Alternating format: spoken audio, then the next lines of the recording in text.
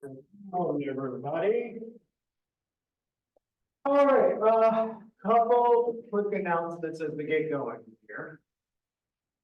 First off, there are several assignments due tomorrow.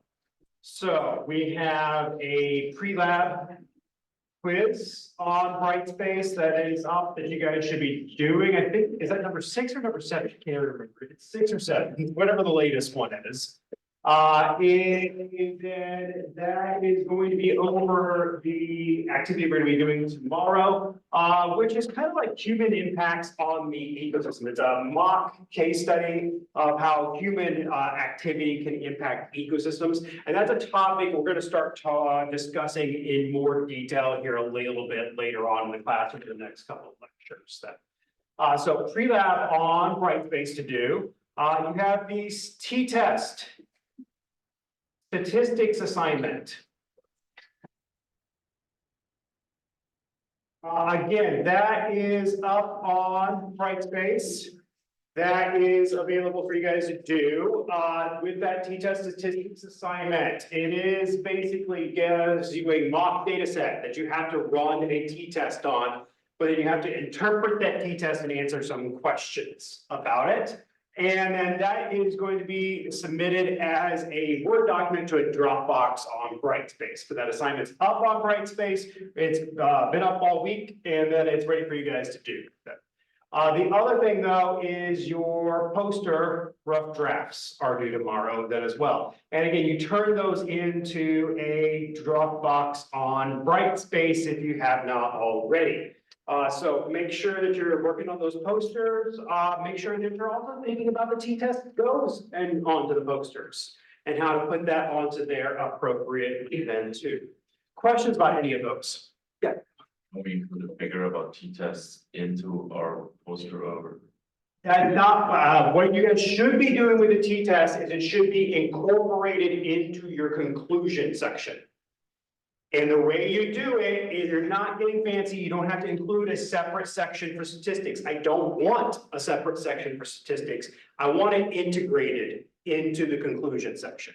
So that if you make a conclusion, like this treatment killed stuff better relative to the control, well, then you need to have after that in parentheses is where you do the t-test. You make your conclusion statement. This treatment worked relative to the control. And then after that statement, you put open parentheses, I did a t-test basically, and here's the p-value I got from the t-test closed parentheses. So you put the t-test that was done and the p-value for it directly tied parenthetically to your conclusion statements that it's used to inform. Questions about that?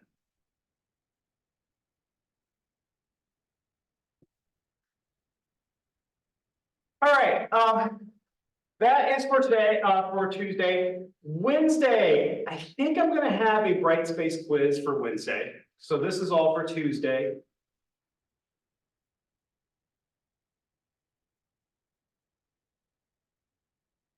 But I haven't decided fully just because we didn't have a lecture on Friday because of Good Friday. So I'm trying to decide if there's enough content, but I'll let you guys know this afternoon or tomorrow at latest about that. I'm just kind of see where we get to and if there's enough content to even have a full quiz on. Okay. So that's what we have to worry about for this week. If you need any help with the rough drafts, let me know. I will be in my office this afternoon after about 11:30 on. But me working on your posters, be working on the t-test. If you have questions about the t-test, then feel free to stop by then as well. Last lecture though, we left off talking a little bit about biogeochemical cycles. We talked about the water cycle, we talked about the carbon cycle. Again, with some of these, the things you need to keep in mind with some of these biogeochemical cycles. We're describing the movement of water, we're describing the movement of carbon. What we're doing with that when you get to remember why carbon or water is important to living organisms. What would it be used for? And so, for instance, nitrogen, why would it be important to living organisms? What would nitrogen, where would it be present inside of living organisms? We're just looking at their molecules or their macromolecules.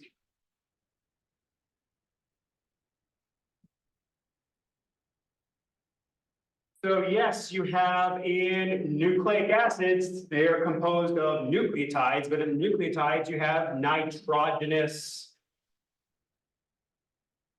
bases.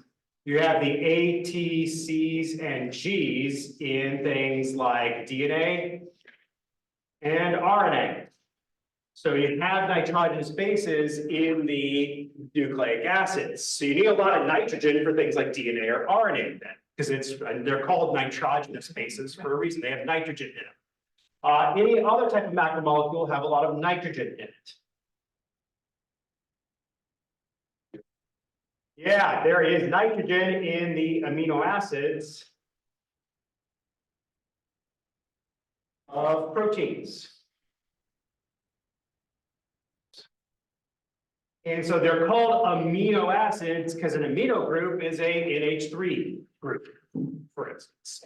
And one of the main really important types of then nitrogens for living organisms that most living organisms get their then nitrogen from amines or ammonia groups or nitrates, for instance, as well. That's where most organisms get their nitrogen, but not all. We're going to talk about that here in a second. When we look at nitrogen, where is nitrogen present? I said the other thing you guys should focus on these then biogeochemical cycles is reservoirs. Where do you typically find these chemicals most prevalently? Where is a lot of this? For instance, the main reservoir for nitrogen is nitrogen gas in the atmosphere. Into gas is going to be that main reservoir then. What kind of bond holds together the two nitrogens, by the way? It is a covalent bond, but what kind of, how many? Yep. Into gas or in gas, that's 3 covalent bonds holds one nitrogen next to the other then. And about 78% of our atmosphere is just nitrogen gas. So there's a huge amount of nitrogen in our atmosphere. So the bulk of our air is nitrogen gas. But there is a good amount of nitrogen in the soil, dissolved in water, and then tied up in the biomass. This is the mass of living organisms as well. There's just a lot of nitrogen everywhere. Now, with nitrogen, how does it get in and out of then these living systems, these biogeochemical cycles? So again, there's going to be a lot of nitrogen in the air. There's going to be a lot of nitrogen sometimes in the soil and water. But how does it get into living organisms? Well, again, most nitrogen is in the form of into gas. Into gas is, again, a nitrogen held together with another nitrogen by a triple covalent bond. Is nitrogen gas probably going to be very reactive, or is it not very reactive?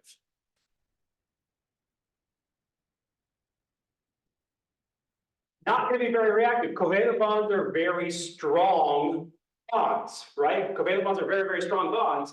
And if there's 3 covalent bonds holding the nitrogen together, this is not a very reactive substance. And in fact, it really doesn't participate in a lot of chemical reactions. It is very difficult to tear those 2 nitrogens apart because they're held together by those 3 covalent bonds. So it's just not very active. And what that also means is a lot of organisms can't process it. Into gas is not very reactive, and most organisms, not all, but most organisms cannot use this as a nitrogen source. It's not reactive. It's way too energetically expensive to process. It takes a lot of energy to rip those nitrogens apart. So where does nitrogen get into living organisms?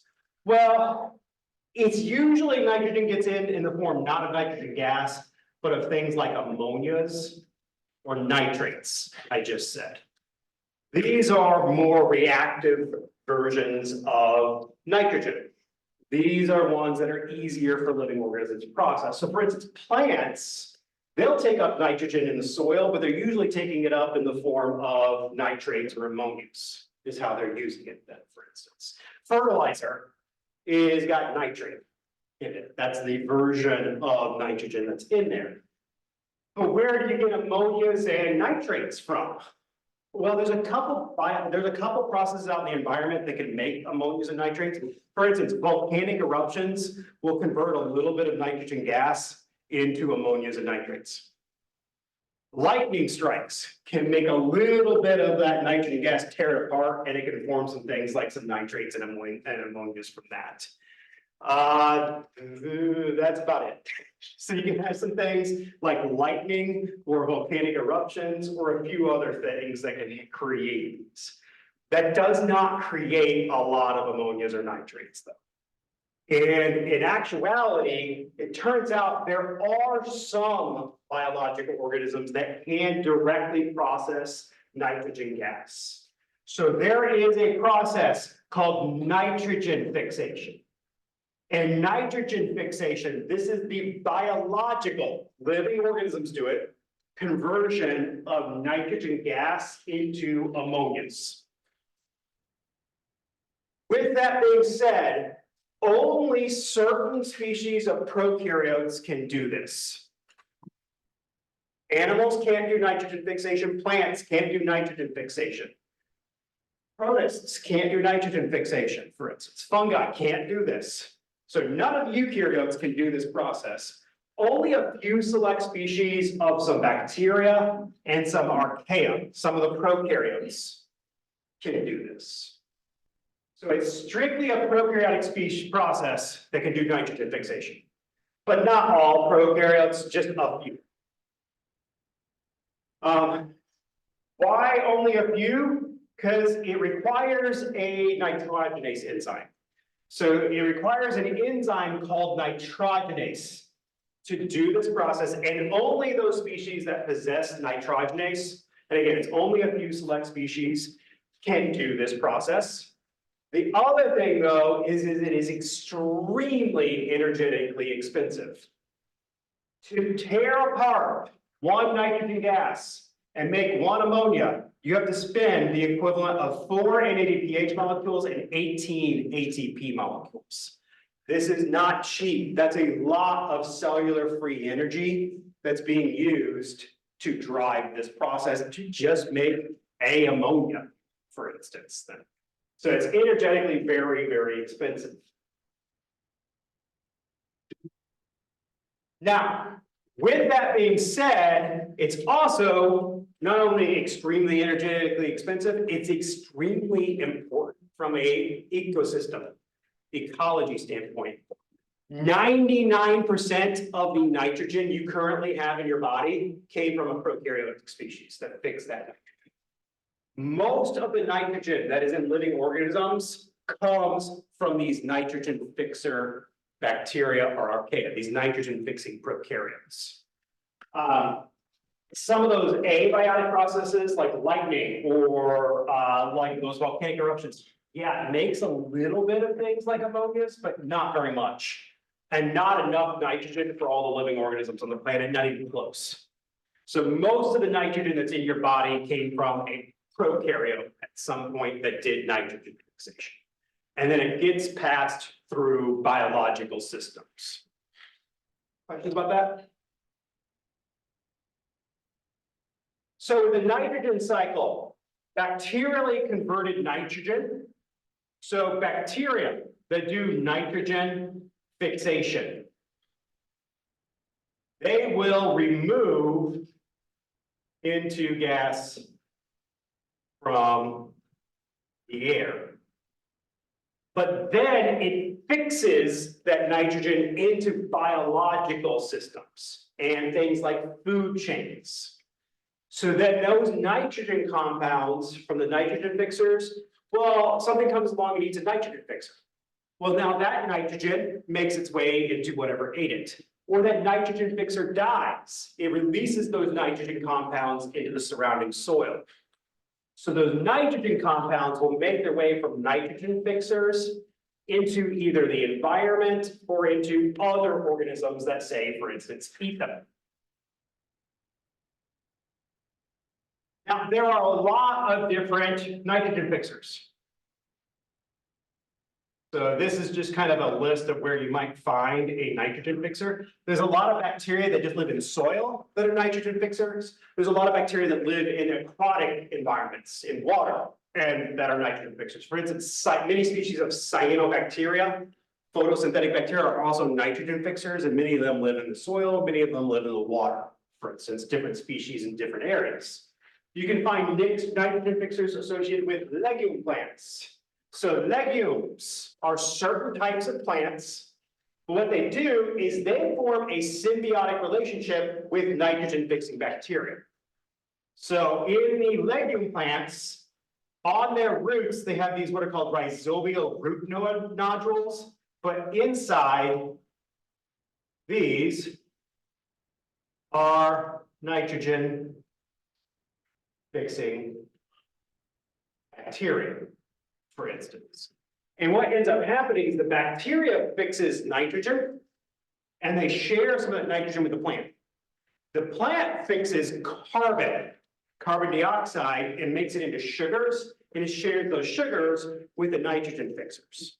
So the plant is really good at carbon fixation and making sugars. And it shares those sugars with the bacteria. The bacteria are really good at the nitrogen fixation and share the nitrogen with the plant, and they're more successful together. Would that be a mutualism, a commensalism, or a parasitism? Yeah, that's going to be an example of a mutualistic symbiotic relationship that is what they describe as beneficial for both.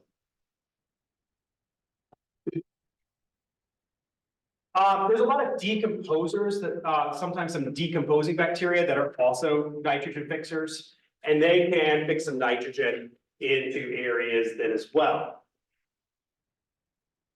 So this is really looking at nitrogen fixation and removing of nitrogen from the atmosphere. But remember, there's a biogeochemical cycle. So just like nitrogen is being removed from the atmosphere, there's also going to be other bacteria that add nitrogen back into the atmosphere.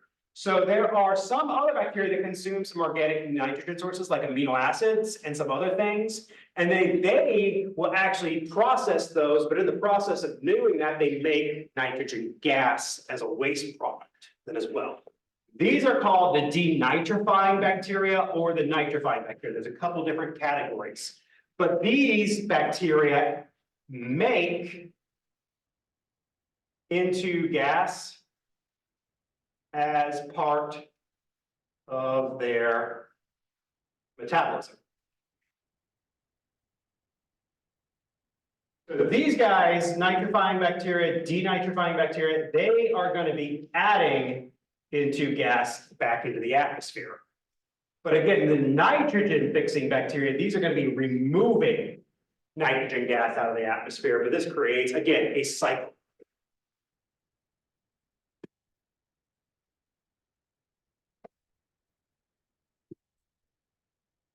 And if we look at this nitrogen cycle, and I just kind of go through it a little bit more step by step. Again, you might have one of the main reservoirs of nitrogen is into gas in the atmosphere. So this is going to be nitrogen gas in the air, for instance. You're going to have a nitrogen fixing bacteria. That nitrogen, or it could be a nitrogen fixing archaea. It's going to be some type of prokaryotic species. But it's going to spend a lot of energy in the form of things like ATP and NADH. Then it converts that nitrogen gas in the air into ammonias. Now, the nitrogen fixing bacteria uses these directly, but maybe then it dies. Maybe that nitrogen fixing bacteria dies and it's living in the soil. Well, now it releases those nitrogen compounds into the surrounding soil. Plant, which is rooted in that area, its roots can take up those ammonias or nitrates, takes them up into their plant and by their roots from the soil, and then it incorporates that nitrogen into its biomass. Primary consumer, like my rabbit here, for instance, comes along and eats those plants. Well, now that nitrogen passes from the plant to something like my rabbit here. But that nitrogen is being passed through these living ecosystems. Everything dies at some point. Detritus is dead organic material. We're going to talk about that here in a second. But everything dies at some point.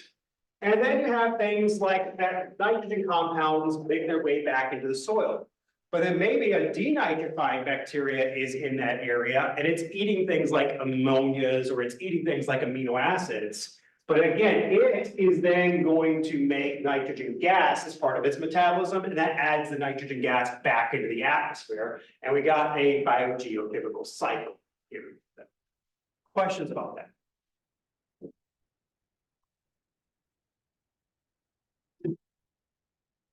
Questions about the nitrogen cycle?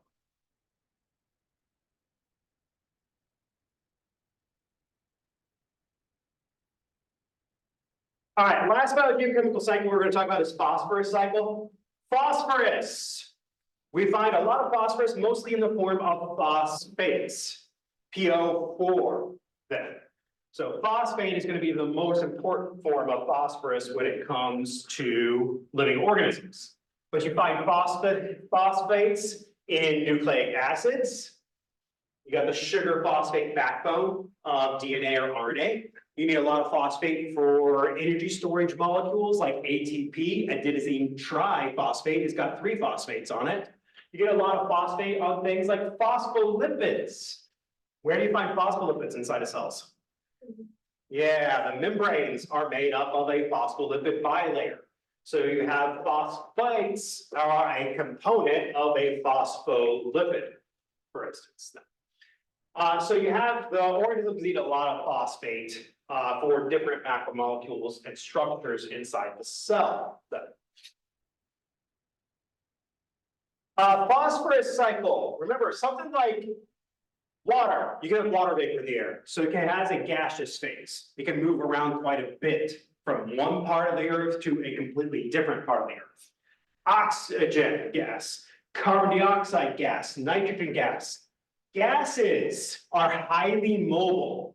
They move around in the air, in the atmosphere. It could be on one side of the planet, and winds eventually can drive them to the other side of the planet. So gaseous stuff cycles globally. Phosphorus, though, is not gaseous. It is only really got a solid state, and that limits its mobility. What's that impact on its location, its movement? It tends to stay in local areas and it only cycles at a local level.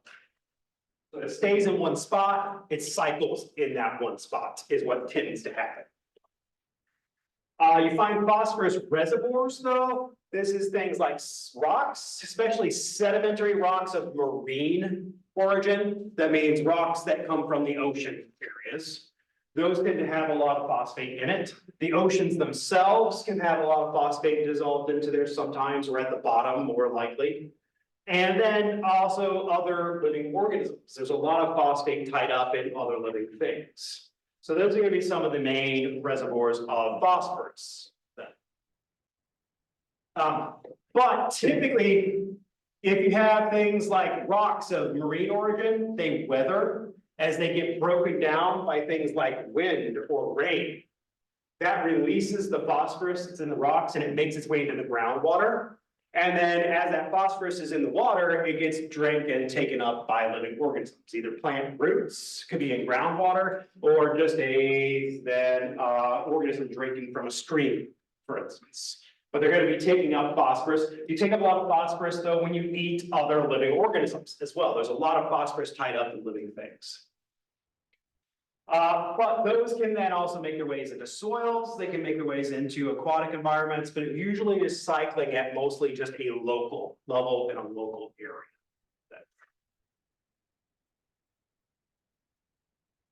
All right, questions about biogeochemical cycles?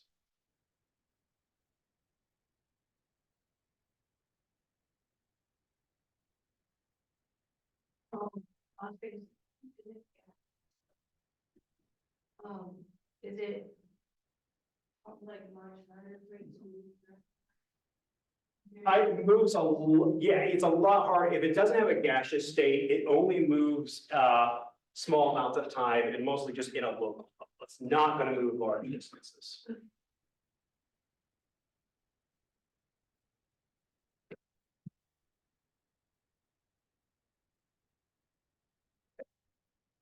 All right, the other thing with then energy cycling and energy flow and chemical cycling. There's kind of a famous phrase, the only thing constant in life is death and taxes. Basically, I'm not gonna focus on the taxes part, but everything dies at some point. All living organisms are gonna die at some point, and when they do, they form detritus or dead organic matter. Now, in that detritus, if nothing ate it, that detritus would just build up over time. Like say the leaves came down in the fall. If there was nothing eating those leaves that came down, the leaves would just every year get a little deeper, deeper, deeper, deeper. So we need something to process that dead organic matter. And that is where then, if you don't have that one, again, this dead matter can build up over time. And if you don't have anything eating this dead matter, processing this dead matter in any particular way, then those nutrients that are tied up there don't get cycled. They don't get recycled, they don't get reused. They would be removed from ecosystems. So this is where something called detritivores, or you guys probably know them better as decomposers, although occasionally they're also called saprobes. All three of those terms mean exactly the same thing. These are going to be types of consumers that derive their energy from consuming detritus, dead organic matter. And we see these all the time. For instance, this is a dead tree stump. And what do I see growing on it? Some mushrooms, some shelf fungi. And these are examples of decomposers. That tree is dead, it's dead organic matter here, but those fungi, the mushrooms are eating it as a nutrient and energy source then. So these would be an example of a decomposer or detritus. There are many species of prokaryotes, many species of fungi, many species of protists, even species of animals that function as then detritivores, decomposers. Now, decomposers are essential to chemical cycling. You have to have them. Decomposition returns nutrients that were in the detritus and it brings them back into biological systems. And so this recycles nutrients. You have to have decomposers to have a biogeochemical cycle. They're essential. If you don't have them, you lose chemical nutrients over time from ecosystems. So some organisms also just eat the detritivores directly, or the detritivores, what they do is they then break down detritus, the dead organic material, into simple molecules that are all moved by the other trophic levels. So when this one, if this tree died and if it just sat there, all the nutrients and the energy that's tied into it would just stay there. Nothing would happen to it. But by these decomposers coming in, these shell fungi come in, they start breaking this down, they bring in some of those nutrients back into themselves. Well, then maybe a deer comes along and eats the shell fungi. But now all those nutrients that were in the tree, they made their way into the decomposer and now they're back into animals, for instance. So it returns those nutrients. In many cases, though, what happens is these fungi or these other types of decomposers, they can process some of these things. They make a lot of chemicals that end up in the soil. So they can return a lot of nitrogen into the soil, phosphorus into the soil, other types of nutrients in the soil. But then those nutrients can get taken up by things like primary producers like plants then as well. But what they do is they are making these simple molecules that are sometimes used by the other trophic levels, like nitrates making their way into plant roots. And so these return the nutrients back into those. But this whole cycle thing, everything dies at some point, but decomposers are always going to then be responsible for the cycling of nutrients here in these biogeochemical cycles. Again, decomposers or detritivores, they're key in chemical cycling. Have to have them. And the rate of how many decomposers you have in the area directly controls the rate of nutrient cycling in an area in different ecosystems. So if you have you have different rates of nutrient cycling due to differences in the rate of decomposition. Typically, the more decomposers you have in the area, the more decomposition you have in an area, then you have higher rates of nutrient cycling in that area. What kind of factors might affect decomposition rates, though? So temperature is going to be a big one. And that's why I have this graph. This is mean annual temperature versus percent of mass lost, or in essence decomposed. But the higher the temperature, the higher the rate of decomposition is what is being shown here. Decomposers typically function a little bit better under warmer conditions. So in areas like the Arctic, for instance, very, very cold year round, you have very low rates of decomposition in those areas. Anything else you can think of that might affect decomposition rates? Yes, it's partly because it's affecting the enzyme activity and just metabolism in general, including the metabolism of decomposers is slower under cold conditions. So with pH something. pH can have it, that can be a little bit of a factor. It's probably not one of the main ones. But yeah, pH can be a little bit of a factor. That's a little bit species specific though. So some decomposers function better at different pHs.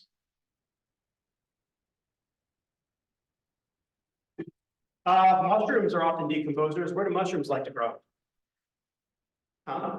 Ground. Trees. Trees. Humidity. Humidity. And humidity is just describing water. So typically decomposition is higher under higher temperatures, but also the more water, typically then also the higher rates of decomposition. Most decomposers like to grow in warmer, moister environments, for instance. So as you increase the amount of the temperature, you typically increase decomposition rates. As you increase water availability, you also increase decomposition rates. Questions about that? All right, questions over then energy flow and nutrient cycling.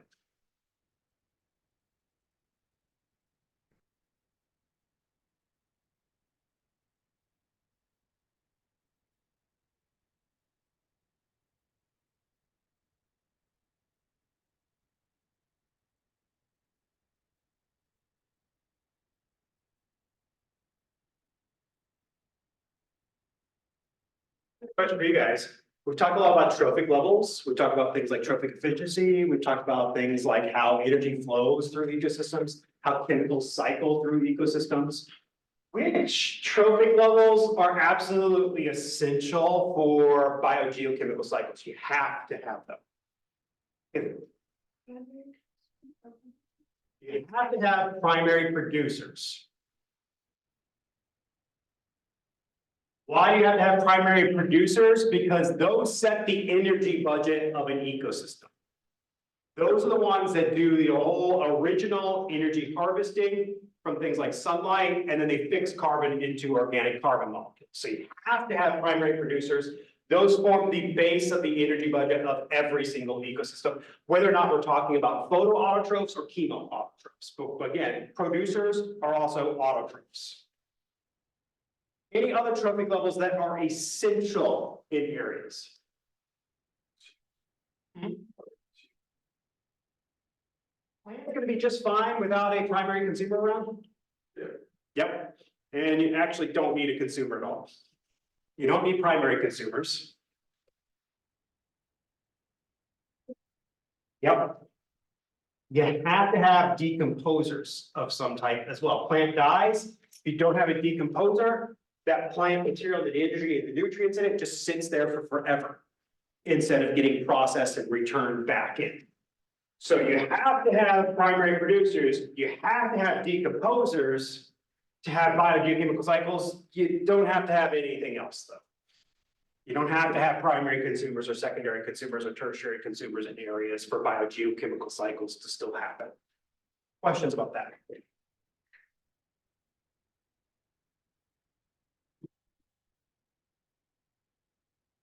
All right. Today, we're going to talk about ecosystem ecology. And so we're kind of going up, we started with population ecology, community ecology. Now we started to really talk about energy flow and chemical cycling through ecosystems. Now we're going to talk more specifically about ecosystems in general. And an ecosystem, this is all the biotic and abiotic components of a particular area, but how they interact. But as well, again, ecology is all about interactions. Now, the biotic factors, this is just going to be, I've had these two terms a couple times, but the biotic factors, these are the living components of an ecosystem versus the abiotic or not biotic, and a prefix just means not. The abiotic factors are the non-living components of an ecosystem. With those, again, I can have a double through different things, but the examples, the biotic factors, just be what species are living in the area, what insects, animals, plants. The abiotic things are going to be things like soil and water and air, the sunlight, the non-living components in a particular area. Those might be some examples.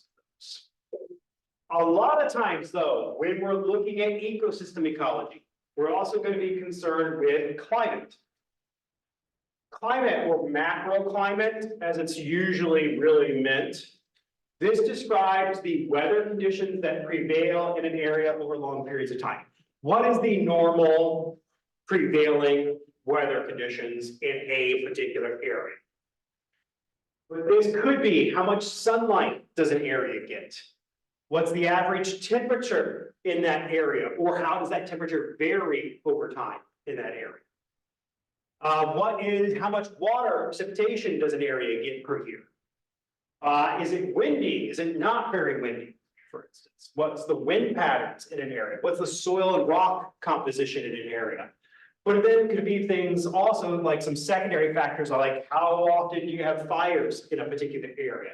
What's the topography? Is it mountainous? Is it a valley? Is it a river or stream? What's kind of the topography of an area? And then what's the biotic components of an area can influence some climatic conditions in some cases then as well. The climate is going to come up a lot as we talk about ecosystems. And again, usually when we're talking about climate, we're talking about macro climate, the big climate conditions. But if you can have microclimate, you can also have microclimates then as well. Microclimates, these are fine, very localized, fine scale, localized differences in the environments. So for instance, one example of microclimate is just trees, a thick grove of trees will shade an area. So if you have a lot of trees in a particular area, that casts shade over that area. But what that means is the sunlight's hitting the top of the trees, but it's not getting down to the ground. So in that area, what you typically have is the soil is getting shaded. This prevents the sunlight from hitting it. That makes it actually not as warm. And if you're ever in the forest, for instance, in a thick forest on a particular day, it feels cooler in that forest. It's because the sunlight's only hitting the top of the trees, it's not coming down to the ground. That makes the soil wetter. You don't have as much evaporation out of those, so the soil holds onto the water better. It keeps the sunlight from hitting the ground. It also blocks the wind. And again, the wind can actually cause more evaporation of water out of soil than as well. So you have sunny soil, for instance, it's typically also drier soil. If you have soil that's heavily shaded, it is typically moister. But you can have other versions of microclimates, like caves. That might be an example of a microclimate. In that particular cave system, you're going to have different conditions, but just localized to that area. Those might be some examples of microclimates. But you can get even smaller microclimates.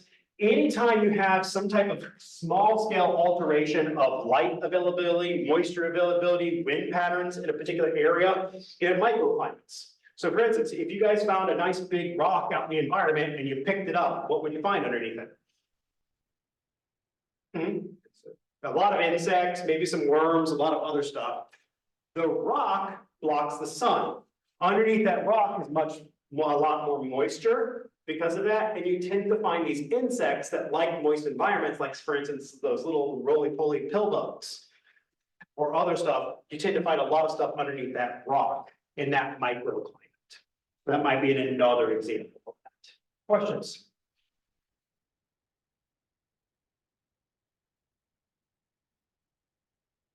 Climate affects the distribution of species. Does the surface of Earth have uniform climate conditions?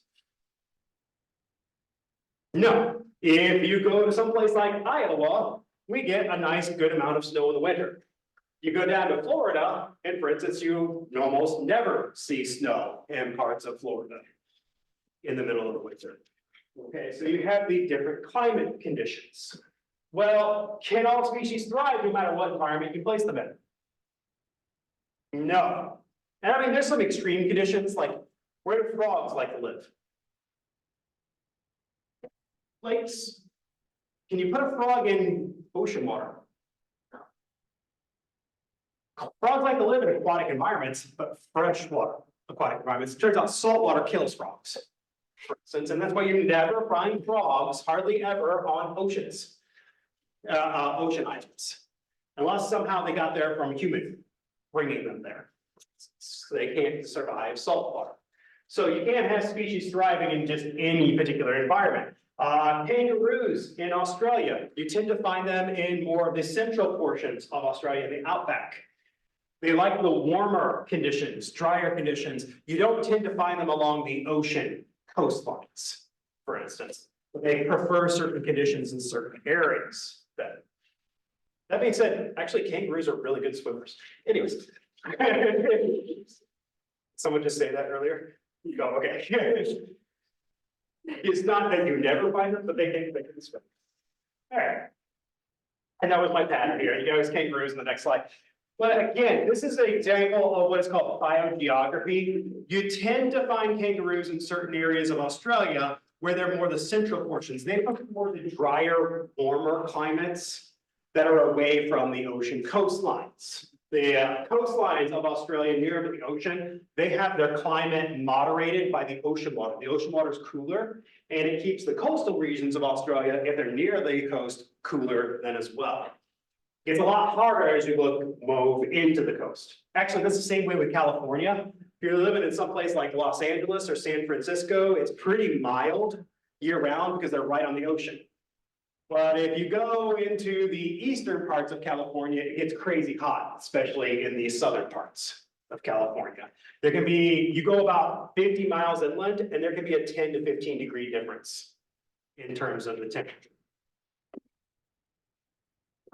Ecologists are always constantly trying to attempt to understand what limits distribution of species. Why are species distributed the way they are? And also, they try to figure out sometimes why that distribution can change over time. So you might have particular distributions, but you can also have dispersal events. Dispersal, this is movement of individuals away from centers of higher population density to new areas, for instance. So there is sometimes some natural range expansions. For instance, this is then a species of cattle egret bird. And this was in the early 1900s in parts of South America. But it has over time moved throughout South America, but also up into North America. And that movement and that dispersal has been tracked over time as it moved to new areas. Anybody know what changed to cause its dispersal to increase? So actually, this is not a case. Usually the answer is, if I'm going to ask you a question about dispersal and changes in distribution, the answer is usually going to be climate change over the next couple lectures. This is not actually climate change. That's a good guess, though. It's just actually cattle farming. This is a cattle egret bird, and there have been humans growing a lot more cows and other types of farming, and so they've moved through these farmlands, is what has happened, and that has driven its dispersal.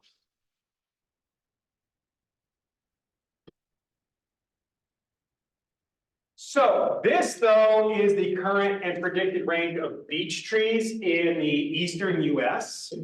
And yes, here is an example where it is global warming and climate change. So this is basically the current range is kind of the deep purple of beech trees in the US. This is if we have 4.5 degrees Celsius of warming, the predicted range. So all of this area is going to get lost, and they're going to predict it only to be up here in the northeast of the US and then into Canada.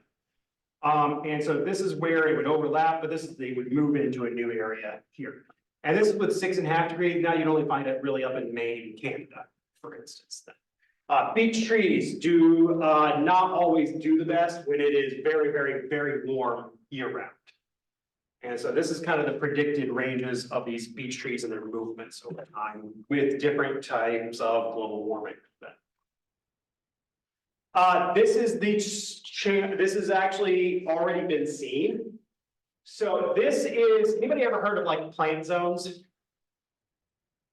If you're ever planting certain types of plants, they have these zonation maps. So this is like they have like zone 2 plants, zone 8 plants, zone 9, zone 10 plants. Zone 10 plants are like tropical plants.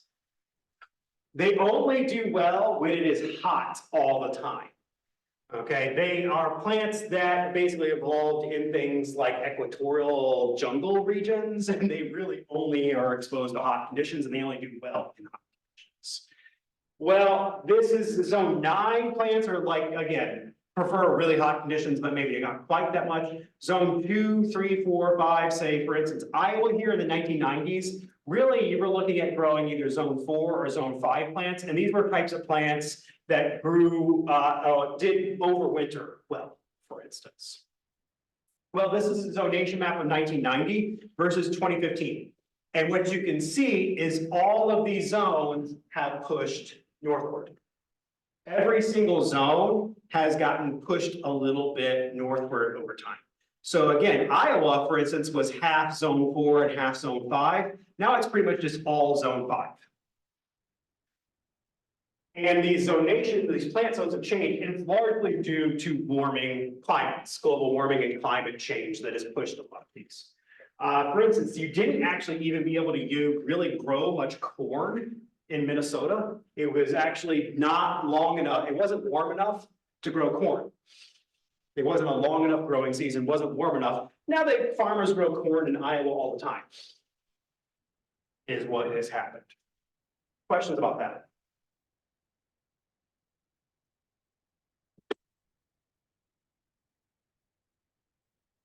All right, so there are some factors that affect geographical distribution of species. So what a ecologist might do is they might be looking at why is a particular species X absent from an area? Well, this is kind of just a flowchart or decision tree they might go through. The dispersal limit their distribution. Can they just not move into that area? Is something preventing them, like a mountain range? Maybe that area is inaccessible to them, so then they wouldn't be in that area. They wouldn't be at the top of mountains, for instance, if it is like a little mosquito or something. But if not, well, maybe behavior limits its distribution. It doesn't prefer some type of habitat and it doesn't move out of there. Well, then yes, or no. Well, maybe it's then instead some biotic factors limit the distribution. Is there some type of predator present in an area that keeps it out of an area? A parasite, a disease that keeps it out of an area? Competition, is it competitively excluded from an area? Some of these different things that we've talked about. If yes, well, maybe that's why species X is absent from that area. If not, maybe it's abiotic factors that then limit it. Maybe it's some type of chemical factor like water availability, oxygen availability, pH, nutrients. Maybe it's some type of physical factor like the temperature's wrong or there's forest fires too often. And that keeps that species out of that area then as well. And so these can be some different things that affect the distribution of species. And again, sometimes it's biotic factors. Biotic factors, interactions between living species can affect distribution. This is usually things like predators. It's competition. It could be disease, but it could also just be symbiotic relationships in some cases. So for instance, there are obligate mutualisms. What is an obligate mutualism again? Went through that a few lectures ago. Construction of benefits both of the species. Mutualism benefits both species, but obligate mutualism is a little bit more specific than that. An obligate mutualism, they have to be present with their mutualistic species. If species X and its mutualistic species are in an area together, they can coexist. But species X can't move into an area where its mutualistic partner is absent if it's a obligate mutualism. So that could be a biotic factor that limits that as well.